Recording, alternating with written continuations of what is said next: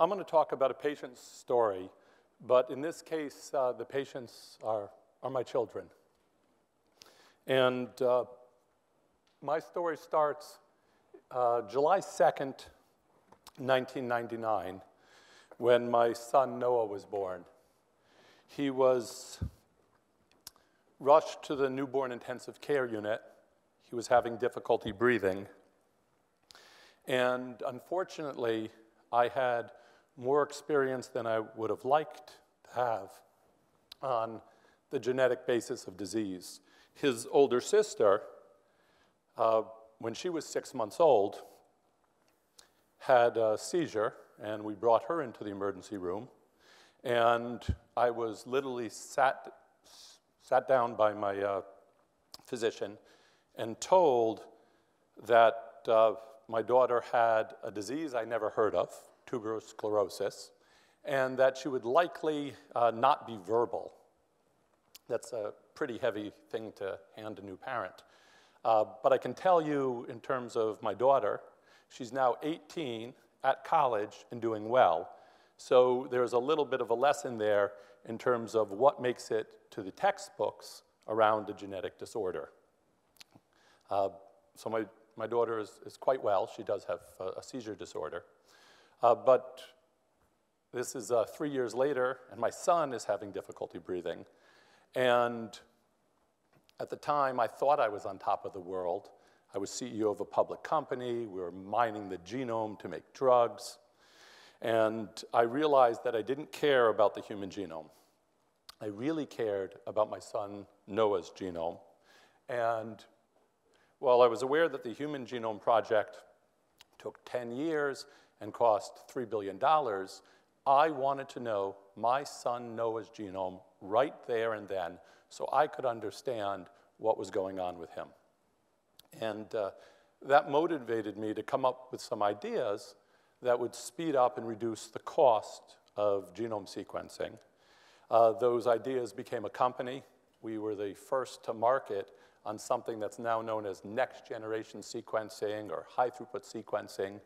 And it led to the sequencing of the first individuals or personal genomes. We actually sequenced Jim Watson's genome.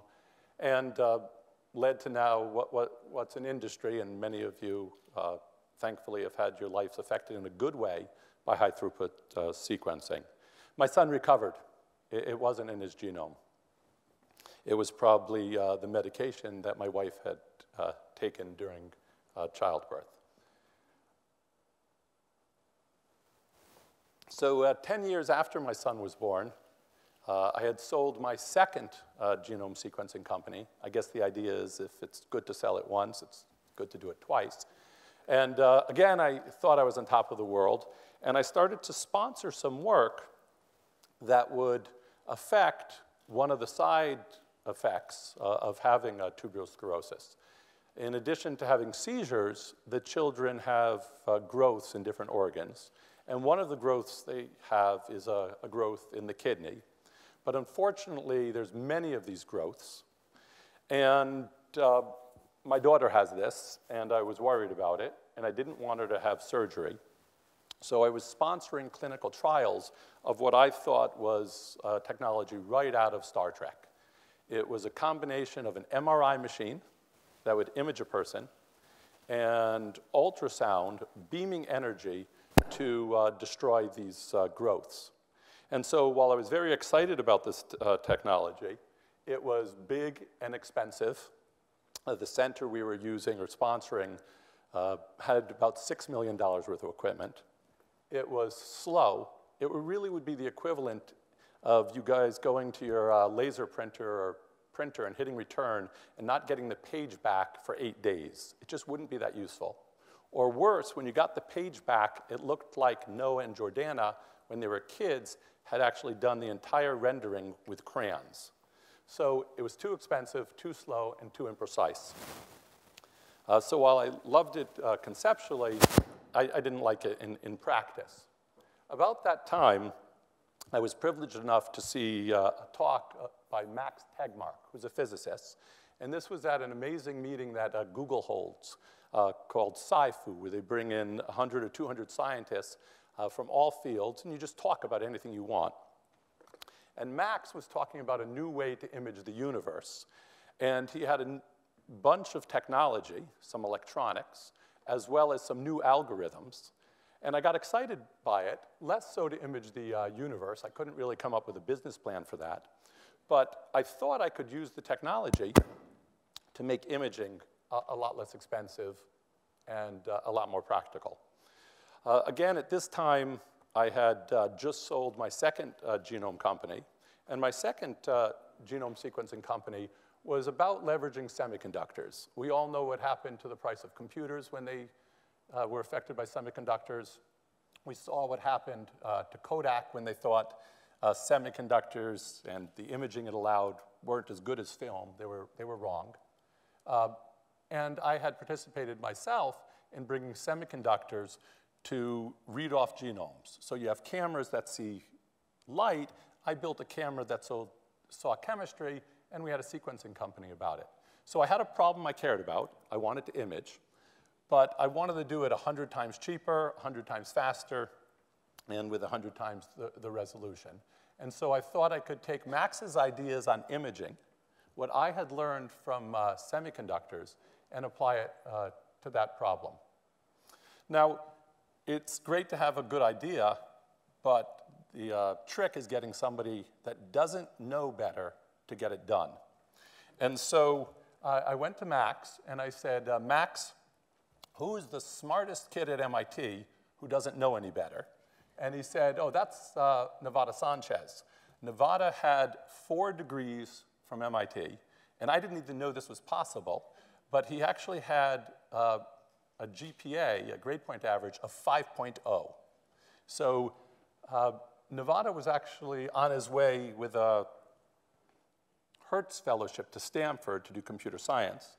But since he didn't know better, Max and I told Nevada that we thought we could make a machine that would image for a few $100s, and that same machine would be able to do surgery in real time. And Nevada had never had a real job, so he didn't know that it wasn't possible. So we got Nevada. And Nevada is shown here with some tin cans. These tin cans actually are a radar system. And the guy who had taught Nevada how to build radar systems with tin cans is here. And he also doesn't know better. So we got him. And Greg Charvat and another guy, John Peabody, had just finished a project that was also thought to be impossible, and that was to use radar to see beyond concrete walls. So I call these guys Star Warriors, and I like when I start a company to have the smartest guys in the room. So I hired these guys, but I also noticed that these flash boys were pretty damn smart, and they were doing the most worthless thing I could think of, which was front-running other people trading. So I went to some of these flash boys who are actually brilliant. This one happens to be my nephew, another 5.0 from MIT. And I said, you know, stop doing the sting on the financial systems, and let's build something. I also use this literally.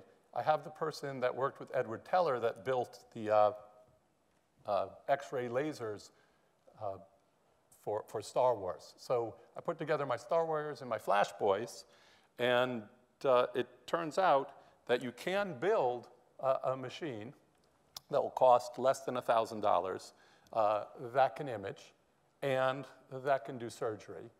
And it's 2014. I had started a number of companies that had devices, but now you have something more. I don't have to talk anymore about the cloud, but you can take any information you produce anywhere in the world, and you can put it in a place that you can aggregate it.